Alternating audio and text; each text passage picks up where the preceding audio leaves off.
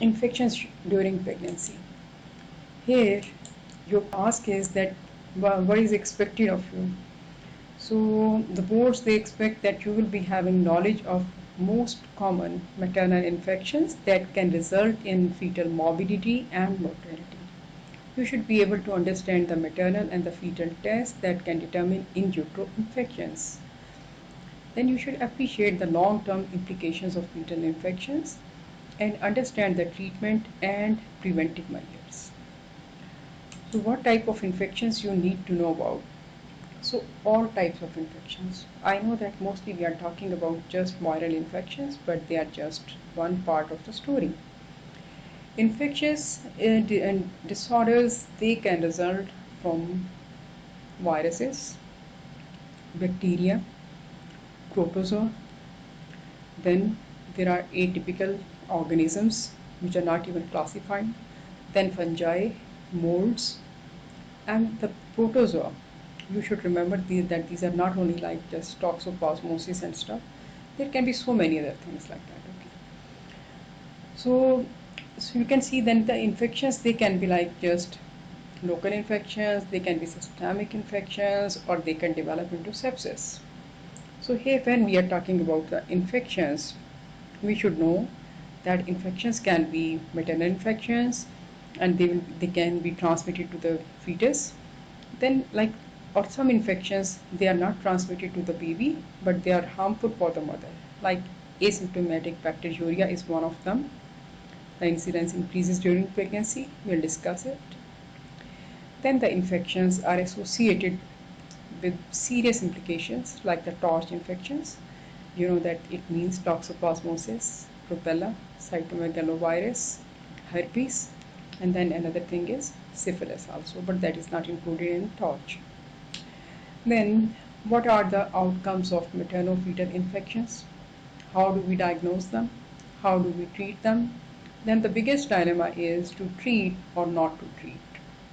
In some situations, when you are over-treating the infections, you should remember that you are increasing the chances of opportunistic infections, or you can even do more harm than the benefit. Why? Because some of the drugs, they can just go through the placenta into the fetal circulation, and they can harm the baby also like that. Okay. So it's just like a double-edged weapon. That's why it doesn't mean that we are like cowards or something. No, we have to treat the infections judiciously.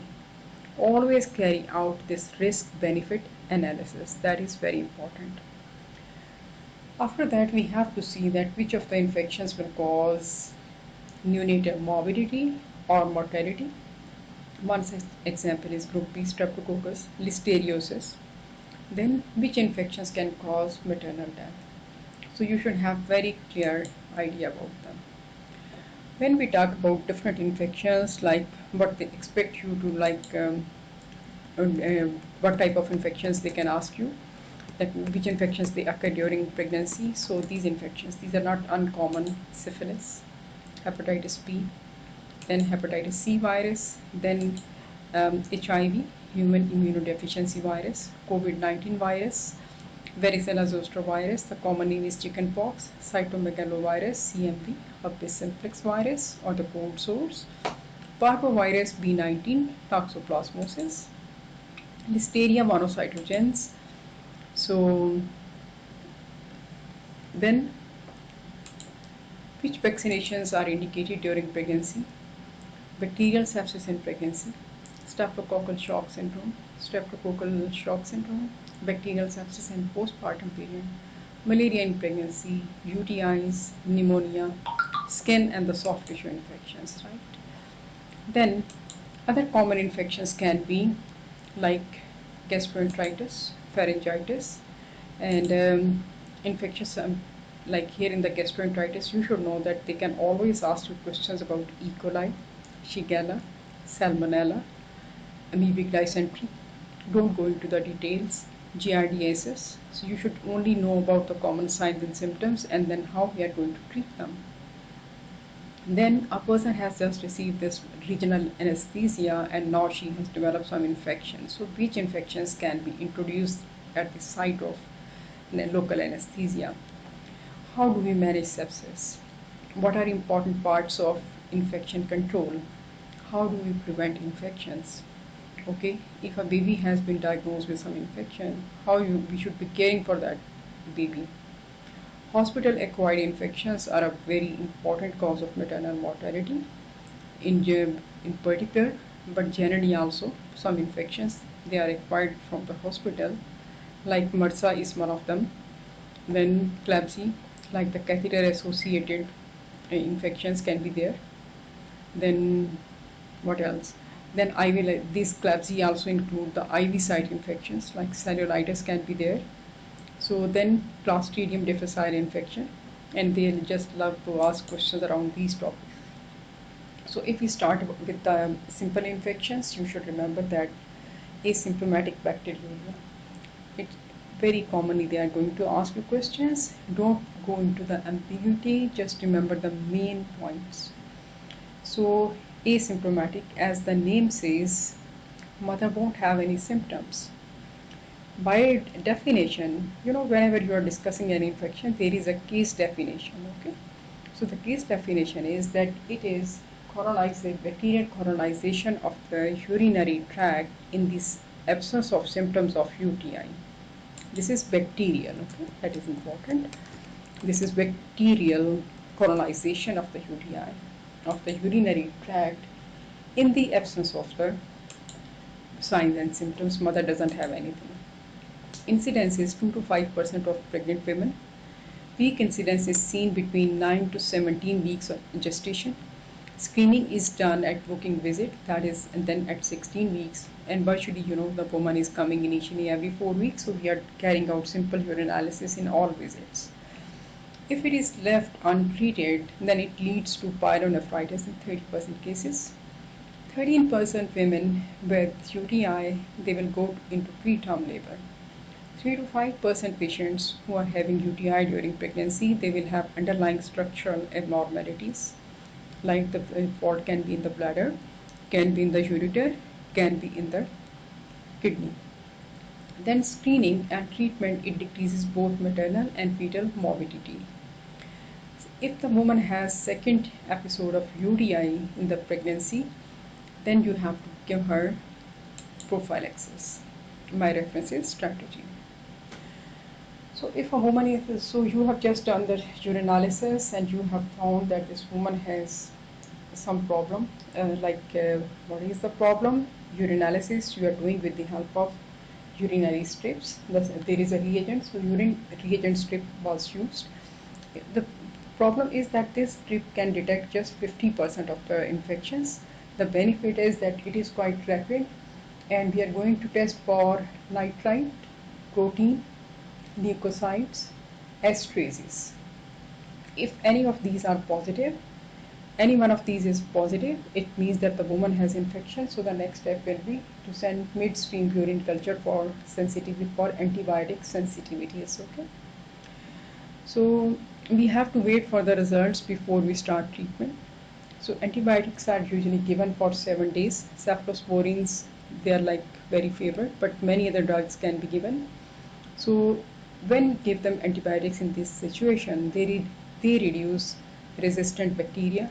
They also decrease the chance of preterm labor, having low birth weight babies, and then the chance of having pyelonephritis. These incidences are decreased.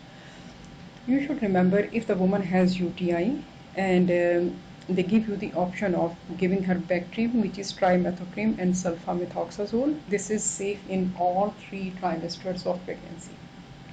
You don't have to worry about it, okay?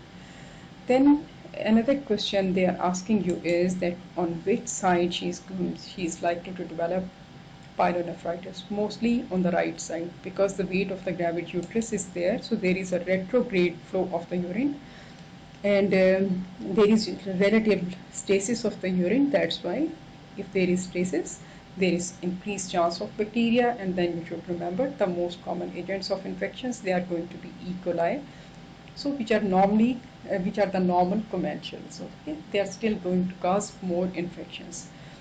And then another question they like to ask you here is that a woman has developed the sign, she has been diagnosed with asymptomatic bacteriuria. So, and we did like what they did like what they did. Yeah, they did ultrasound, and what it is they saw that there is dilatation. Okay, the dilatation of the renal pelvis. Okay, so what should be done? So you should remember that if the diameter of the renal pelvis that is like up to 1.5 centimeter, you don't have to do anything. Okay, that is normal. So don't do anything. Okay, and if it is more than this size, then you have to treat it. That is one. Okay, that's all you need to remember. Basically all questions we have covered here. Now the second related condition here, cystitis. Cystitis means that this is lower urinary tract infection. There is inflammation of the bladder, and it presents with urine culture should present with the same symptoms, like patient will have suprapubic pain, and she will have burning micturition. She will have all signs and symptoms of UTI, but the important thing that there she will have no fever. Okay. But all signs and symptoms of UTI. Okay. So if you come across such a patient, you should know that this is UTI. This is cystitis. So urine culture, they should be done only if there are WBCs on urinalysis. It is treated with different antibiotics, like all beta-lactam antibiotics. They are considered antibiotics. They are considered safe in pregnancy. Okay. So your patient is going to present with dysuria, suprapubic pain, discomfort, mild or absent. Mild, or in 90% cases the fever is absent. Okay. It is treated with nitrofurantoin or fosfomycin. So if the patient is pregnant, don't give fosfomycin, just give nitrofurantoin. Then we can also give trimethoprim and sulfamethoxazole if local resistance is low. Low local resistance, I mean that the number of that less than 20% people they are sensitive to, they are resistant. Okay, less than 20% population resistant to drug. That is called like low resistance. Then we can give ciprofloxacin, but it is not given in contraindicated in pregnancy. Okay, but outside pregnancy, yeah, sure, you can give it to them. Then you can give cefixime. Doctora, you said about nitrofurantoin. Yeah. What then the next thing here? Okay. Then the point is you can give it up to nitrofurantoin. Nitrofurantoin can be given up to 36 weeks in pregnancy. Okay. We will not give in later. Why? Because it can cause neonatal. Then you should stop. Okay? It will cause not beyond it. Okay, because it is going to cause fetal hemolytic. Yeah. Fetal hemolytic anemia. No, you said the antibiotic. You said if you use antibiotic, then not improve what you use nitrofurantoin. Which antibiotic? Yeah, I will tell you. Then you can give like you can always go to the cephalosporins. Okay, that's why then you will have to give cefixime. See, that is your answer. Pick up cefixime. Hemolytic jaundice. That is the example. That is one thing. Otherwise, it's a pretty safe drug, so you can give it easily. That is nothing you don't have to worry about. If the woman is getting like the second episode of infection was there, then you can continue them on nitrofurantoin, or you can give them Bactrim, that is sulfamethoxazole, and trimethoprim. So, how infections are passed to the fetus? You should remember. Dr. Aisha, just a quick thing. Yeah, so sure. trimethoprim and sulfamethoxazole, trimethoprim is antifolate. Is it okay to give it in the first trimester? It is given. Actually, that's a good point. Long time back, like at least 5 years ago, there was one amendment by the Mehra and by the FDA. Before, I know that we used to say that we should not give it in the first trimester of pregnancy, okay? But then this amendment was issued that these drugs can be given safely in all trimesters of pregnancy. That's okay. So don't have to worry about it. So not in the okay. And then also the second question is about some patients are put on low dose antibiotic throughout their pregnancy. So trimethoprim 100 milligram OD rather than QDS. Yeah. Or sulflexine 250 milligram BD. That's a low dose to prevent UTI. Yes. How many UTI episodes should happen before we put them on UTI prophylaxis? Second infection is there. You have treated the second infection. Then you have just run urinalysis, not urinalysis. That's another valid point. I'll take you back to that point. If your patient has UTI, you have to carry out test of cure. Okay, test of cure. Yeah. And this test of cure, if you will say urinalysis, they will give you 0. You have to do culture and sensitivity to confirm eradication. That is also SP. Okay. Yeah. Confirm eradication of infection. Good point. Good that. Ask me this question. Second episode, treat her and then start her on the treatment like that. Why it is so? Like 13% patients, they are going to develop UTI. They are going to go into preterm labor, and the cost of preterm labor is very high. That is one thing. Okay? And you can check this point. So after the second infection, we do the treatment, the test of cure, and start the patient on low dose antibiotic. Okay. Yes, that is one thing. That's fine. And there is a reason behind it, because there is a rationale for everything, right? Because in pregnancy, you cannot do the CT or MRI. MRI you can do, but you are not doing CT with to exclude some abnormality in the passage. Okay. Then another question is like, okay, so if you have to do CT in cases of UTI, pregnant or non-pregnant, all patients, okay, you will do it with contrast or without contrast? Without. What do you guys think? Without. Excellent. I'm just sorry. Just 1 second.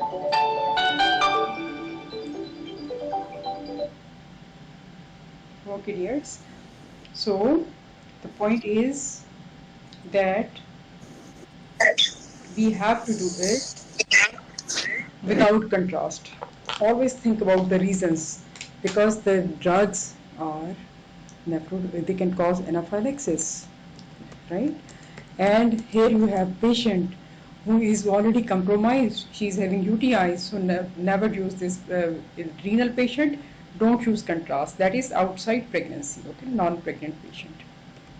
Because these points are relevant, so we have talked about them before, but revision is not going to kill anyone. That is the point, okay?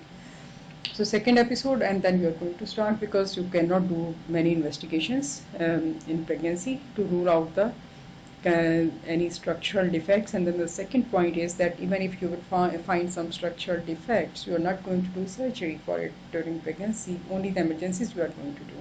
Does that answer your question? Okay. So let's go to the... Yes, thank you. Thank you, Dr. Aisha. Okay, welcome. So how infections are passed to the fetus through different routes and through different stages. Remember these things. In the intrauterine period, the infections, they will go through the placenta. Viruses, why we can come across more viral infections? Because the size of viruses is very small. So viruses like the varicella zoster, Coxsackie B virus, human parvovirus B19, rubella, cytomegalovirus, human immunodeficiency virus, Zika virus, and now the COVID-19. Then the bacteria, Listeria, syphilis, Borrelia, many others.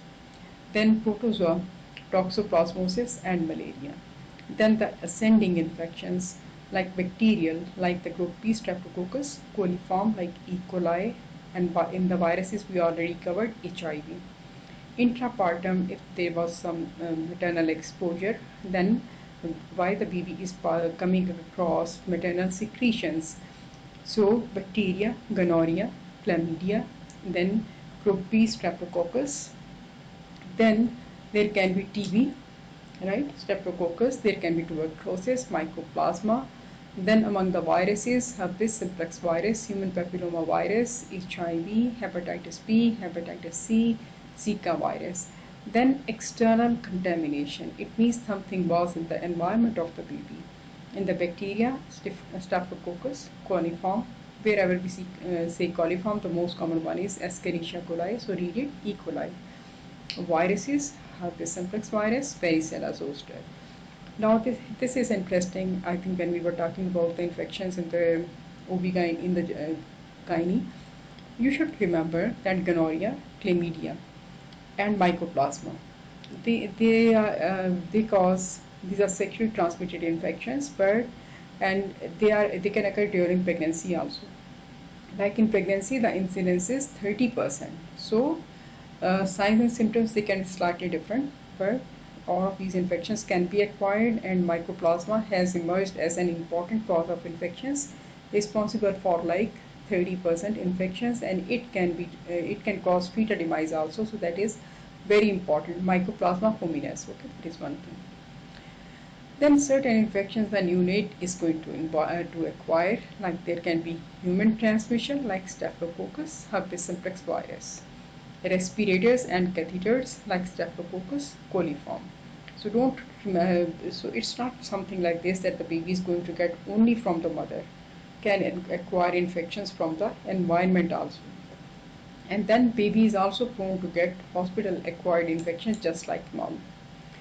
So mostly they are going to ask you the questions about torch infections. So the most common organisms, Toxoplasmosis gondii, which is a protozoa. Infection is transmitted from woman to the fetus during pregnancy or woman to the neonate at birth.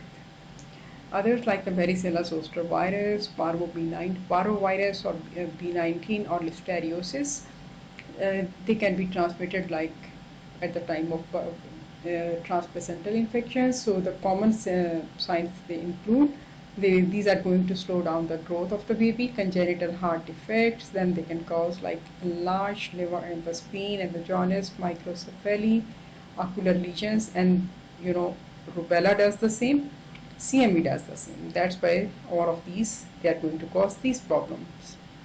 IUGR. Actually, IUGR you are going to see in all infections. Then congenital heart disease in some of them. Enlarged liver and spleen, all of them. Jaundice, almost all of them. Microcephaly, hydrocephaly, almost all. Ocular and the skin infections, yes, all are culprits, they are going to cause it. Herpes simplex virus infection, if it occurs earlier in the pregnancy, the outcome is going to be the worst. What is the worst outcome? Fetal demise.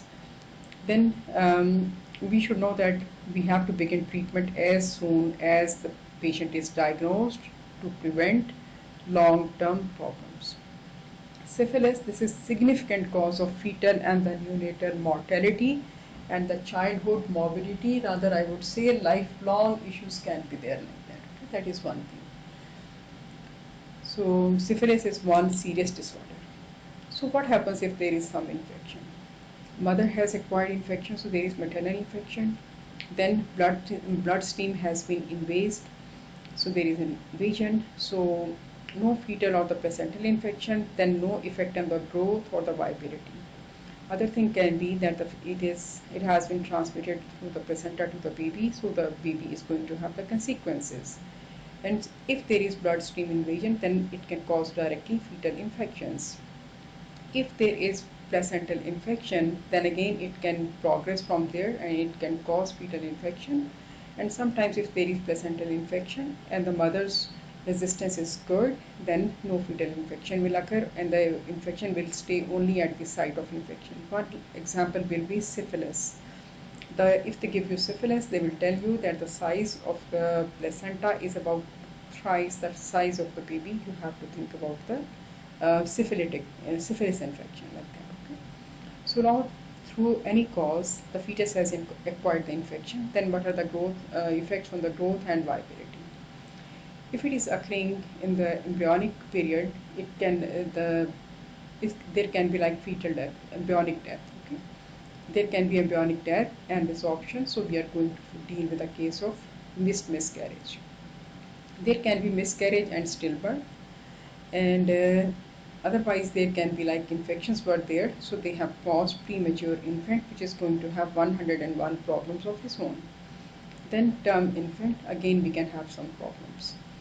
The consequences can be IUGR, developmental anomalies, congenital disease, and normal infant. Then if there is persistent postnatal infection, then it can continue to flourish. There can be progressive tissue damage leading to the sequelae of infection or death. Then there can be no apparent disease, or there can be sequelae of the infections even if the disease was eradicated. Generally speaking, what are the effects of infection on the babies? They can basically affect head to toe all organs of the body like that. Okay? That is one thing. So intracranial calcifications, then obviously they are going to occupy space and they will cause brain damage, eye defects. Okay, and in some infections babies can have large fontanelle when there is hydrocephalus, like toxoplasmosis. There can be microcephaly or hydrocephaly. Okay, they can cause like premature closure of the bones, or they may delay them. In the eye, we can see cataract, which is opacification of the lens. There can be microphthalmia, small eye, or there can be chorioretinitis, that is infection of the eye. Then if we descend, there can be deafness, like CMD, that is the most common cause of sensory neuronal deafness throughout the world. There can be heart defects. There can be pneumonitis involving the lungs. There can be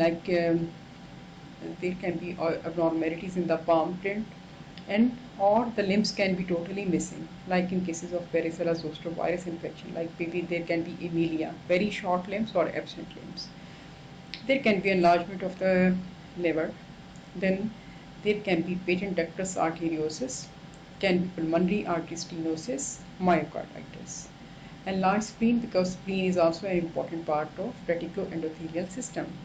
Then there can be shedding of virus throughout into the urine, that is we are talking about the cytomegaloviral infection. There can be bone lesions like bending of the bones or abnormal development of the bones, like short bones can be short, or their ossification can be defective. They can bow, they can be abnormal, deformed like that. Okay. So intellectual impairment can be there, and some of these infections they can cause spasticity like cerebral palsy, epilepsy, growth failure. Then babies, they will be small for the gestational age. They can have thrombocytopenic purpura, anemia, and then they can have enlarged lymph nodes. These things can occur in any combination. Okay. If they tell you about somebody who have a baby who has just been diagnosed with intracranial calcifications, you have to think about CMV and toxoplasmosis. Sometimes they will say intracranial, sometimes they will say intracerebral calcifications. Okay, so CMV can cause calcifications in the whole area, and these are like very prominent. Okay, toxoplasmosis will do scattered cerebral calcifications. Okay, then cataract, you will see that in cases of rubella and the herpes simplex virus. Chorioretinitis, mostly seen in cases of toxoplasmosis and CMV. Bone lesions in syphilis, like severed shins when the shins are just bent, then in cases of rubella. Blueberry muffin lesions we are going to see in rubella. Microcephaly, CMV. Hydrocephalus, CMV. Hydrocephalus, in toxoplasmosis. And there would be like a problem in the, like you will see vesicles on the skin in herpes simplex virus, in varicella zoster virus, and also in syphilis. And other important point is that they want to ask you about incubation periods. What are the incubation periods? That is the time between getting the infection and when the infection became clinically recognizable or it manifested itself, okay, like that. Incidences, they like to ask you. If you remember, good. If you don't remember, then forget it. Chickenpox, this is, they will ask you that what is the susceptibility of the fetus for getting this, what is the susceptibility or chance. So it means like 90% of the population is immune to chickenpox and just 10% they are not immune, so they are likely to get the infections like that, okay. Then they can ask, okay, just a second please. So chickenpox, I said that 10% population is susceptible. Incidence in pregnancy. This is incidence in pregnancy. Outside pregnancy, these are different figures. 1 in 7,500. Incubation period is 11 to 21 days for chickenpox, and the period when the person is infectious, that is from 2 days before onset of rash until all lesions they have dusted over, which usually takes 5 days. Then what is the attack rate? Like attack rate means like 100 patients they were attacked, they were exposed, and then how many of them they have developed the disease, okay. So 18% they will get this casual infection, and 90% chance if someone in the household is sick, like that, okay. And then what was the risk of fetal manifestation if the mother is infected? 2% in first 20 weeks of gestation. So in the first 20 weeks of gestation, the chance of chickenpox is just 22%. And most of these transmissions, they will occur after 28 weeks of pregnancies. Even if the fetal infection occurs after 28 weeks, that is going to be more severe. Fifth disease, that is, the chance is 50% because 50% population is immune and 50% is at risk. Incidence in pregnancy is 1 in 100. And then that is the incubation period, that is 4 to 14 days. So for how long the person is infectious? From 5 to 10 days before onset of the rash and other symptoms. So 5% are the casually acquired infections. If exposure was in the classroom, then 20% chance, and if someone in the household has infection, then the chance is 50%. And chance of fetal infection is 9% in the first 20 weeks of gestation and less than 1% after 20 weeks of gestation.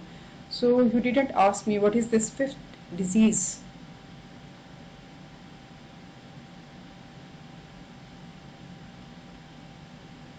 Parvovirus, infection mononucleosis, Epstein-Barr virus. Okay, these are the things basically which we consider in fifth disease. So the cytomegalovirus, 2% lower.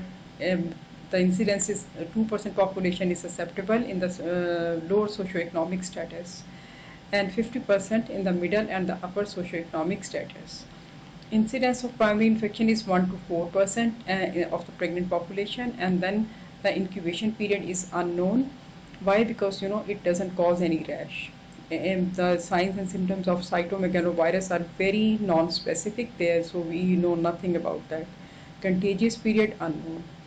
And what is the attack rate? 50 to 80%. Like if there is exposure, 50 to 80% chance of developing CMV. If there is primary infection, then the chance of transmission to the baby, like from mother to fetus, this is the risk of malformation. Sorry, this is not the risk of transmission. This is the risk of malformation. I'll correct myself. 4%. And if there is recurrent infection, then the chance of malformation is going to be 0.19 to 1.9%. I will tell you something about all of these infections. If primary infection is occurring during pregnancy, then the chance of transmission to the fetus is going to be 40%. Please write down that point, okay? It is covered somewhere after this slide, but if primary, just remember, okay? If primary infection occurs during pregnancy, then the chance of transmission to the fetus is going to be 40%. If this is a recurrent infection, then the chance of transmission to the baby is going to be just 2%, okay? And even if like 100%, here these are the malformation rates, like if 100 babies are exposed, then only 2% of them are going to develop this fetal varicella syndrome. In cases of parvovirus, if like 100 babies are exposed, 9% of them, they are going to develop fifth day this infection or hydrops before 20 weeks and less than 1% after 20 weeks.